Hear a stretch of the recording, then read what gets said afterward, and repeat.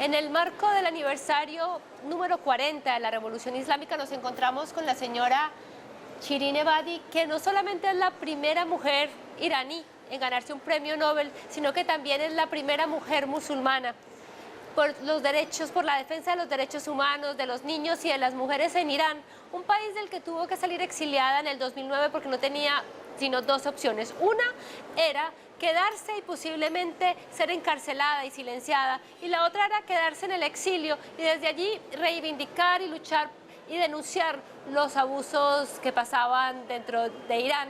En este aniversario número 40 le damos las gracias por estar con France 24 en este marco del High Festival de Cartagena de Indias en Colombia, y voy a empezar preguntándole sobre ese aniversario de la revolución.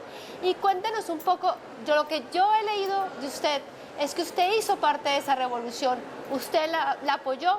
¿Y qué pasaba por la cabeza? ¿Qué pasaba entonces en Teherán? ¿Por qué personas como usted apoyaban la revolución?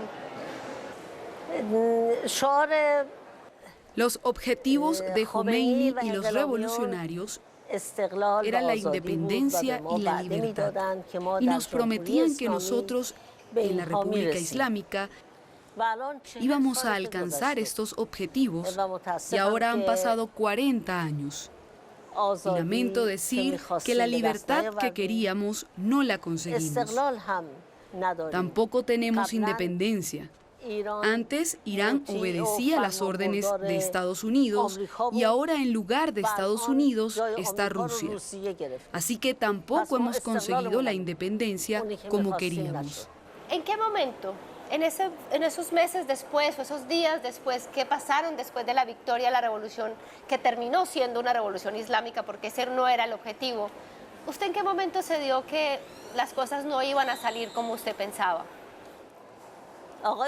El señor Jomeini, cuando aún no había llegado a Irán, él creía que todo el mundo era libre y que respetaban los derechos de la mujer. Incluso los comunistas podían ser activos dentro de una república islámica. Pero cuando llegó a Irán, las palabras no correspondían a los actos. Había mucha diferencia. En el 8 de marzo de 1979, poco después de la revolución, el señor Jomeini anunció que las mujeres que trabajaban en las oficinas públicas deberían respetar y llevar el hijab, el velo. Ese día me di cuenta que todas las promesas eran mentira. Siempre hablamos de las consecuencias de la revolución islámica y de las consecuencias que este experimento, en el cual un sector de la sociedad religioso y la mayoría hombres quisieron imponer un modelo de sociedad en todo un país. ¿Qué consecuencias negativas, que las conocemos, pero han habido algunas consecuencias positivas también de esta revolución islámica, se podría decir? La revolución no estaba de acuerdo con los derechos y la libertad de la mujer.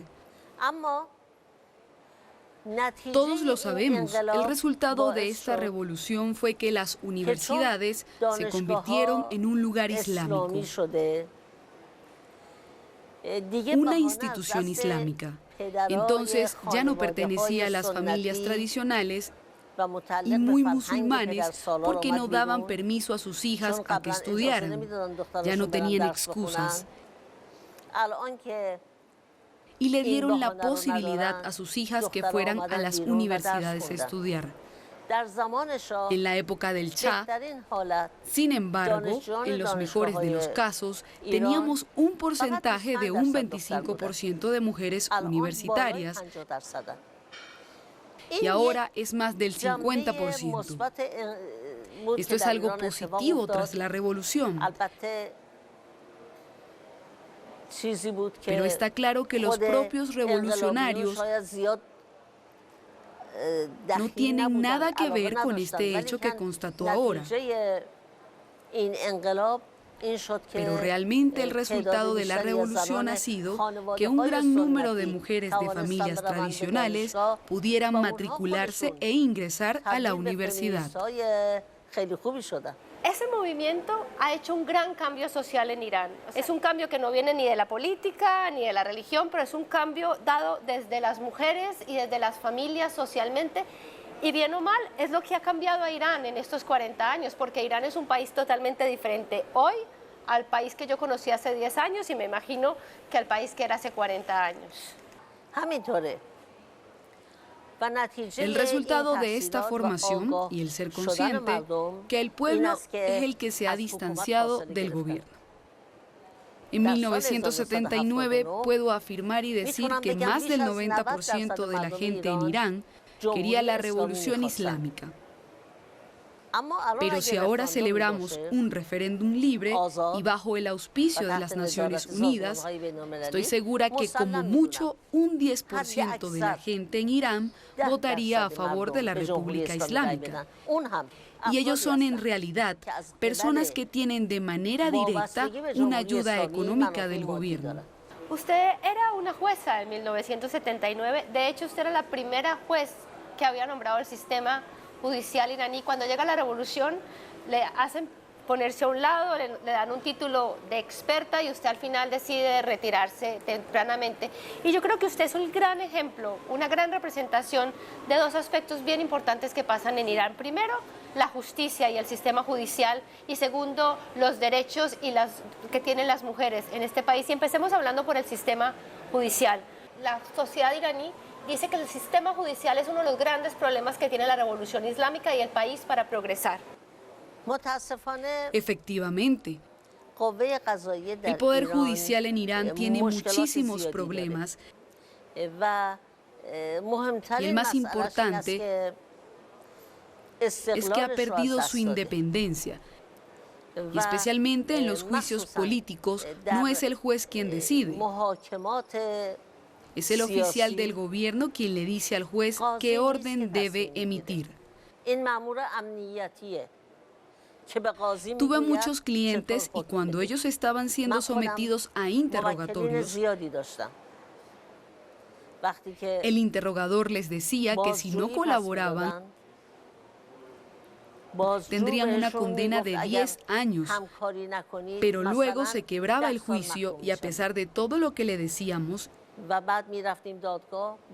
claramente el caso estaba favorable para nosotros, veíamos que tendríamos una sentencia de 10 años.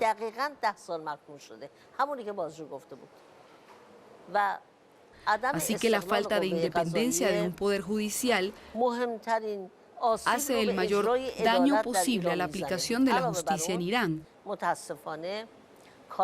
Y aparte de eso, tenemos la corrupción. Yo quería hablar de varias iniciativas que surgieron especialmente cuando usted estaba en Irán, por ejemplo, la iniciativa de 1 millón de firmas y muchas otras campañas que se iniciaron para educar a las mujeres en sus derechos. A partir de eso, usted tuvo que exiliarse, muchas de sus compañeras están en la cárcel o fueron encarceladas, y uno siente que realmente la lucha de las mujeres, la lucha de activistas como usted, se convirtieron en una de las grandes amenazas para el sistema de la República Islámica. ¿Por qué las mujeres? El gobierno de Irán, así como dijo usted, siempre ha mirado con malos ojos a las mujeres y a las feministas. A las activistas de los derechos de la mujer, porque las leyes discriminatorias hacia la mujer que fueron tomadas por la revolución, afirman que estas leyes son leyes que salen del resultado de la interpretación de la Sharia, de las leyes del Islam. Y cuando las mujeres están en contra de estas leyes, el gobierno dice que bueno, pues en realidad estás en contra de nuestra ideología. Y también debo añadir una cosa. No es correcto lo que dice el gobierno porque el Islam tiene diferentes interpretaciones y distintas. Se puede ser musulmán y tener mejores leyes. Quizás la opinión de muchos eruditos religiosos que tenemos en Irán. Pero como ellos no están en el poder, el gobierno no les hace caso. ¿Qué tan complicado es hacer este tipo de activismo y de oposición en estos momentos con esta presión que está dando Estados Unidos? Mi pregunta al gobierno iraní es la siguiente. ¿A cuenta de qué dan armamento a los hutíes en Yemen? ¿A cuenta de qué tienen que dar nuestro dinero al gobierno de Bashar al-Assad para matar a la gente inocente? ¿Por qué tenemos que costear a Hezbollah en el Líbano cuando nuestra gente está necesitada? Nosotros tenemos problemas con ese tipo de políticas. Si el régimen de Irán modifica o cambia su política exterior, va a beneficiar a la gente y saldría de la situación de aislamiento. Y es muy probable que se levantarían las sanciones también. Así que a la vez que estoy en contra de las sanciones y culpo al gobierno de Estados Unidos,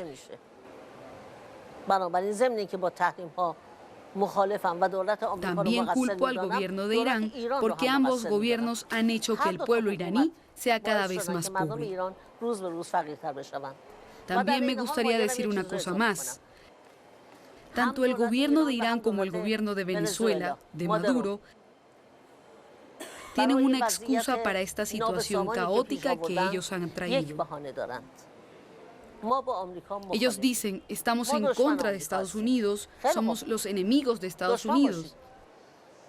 Perfecto, sigan como enemigos. Yo también tengo muchos problemas con las políticas estadounidenses. Pero este antagonismo no es una excusa para el gran robo que comete el régimen islámico. Este antagonismo no justifica el mal comportamiento del régimen islámico. Señora Shirin Ebadi, gracias por acompañarnos en esta entrevista en France 24 y a ustedes también por acompañarnos. Y si quieren volver a ver esta entrevista en internet, nos pueden seguir en france24.com. Muchísimas gracias.